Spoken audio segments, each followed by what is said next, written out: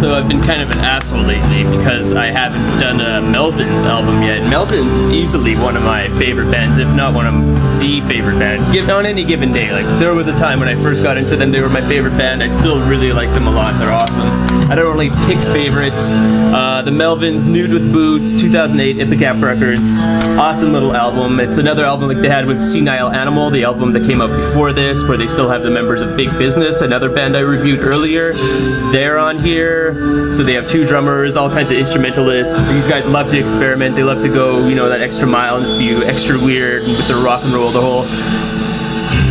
whole kind of genre they invented, like sludge metal, stoner metal, all that weird metal, rock and roll, punk, grunge shit.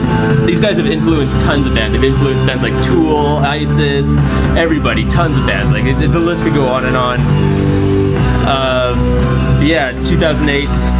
Mike Patton's record label, Ipecac Records. I'll show you some pictures that they have in here. It's a pretty solid album. These guys are old dudes. I don't think the guys in Big Business are overly old. But Melvins have been around since like the 80s, and they're very prolific. They have tons of albums, tons of guest appearances in other people's works.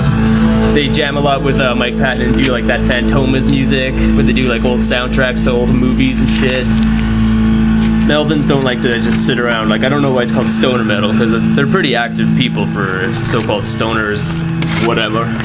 Picture of a dog.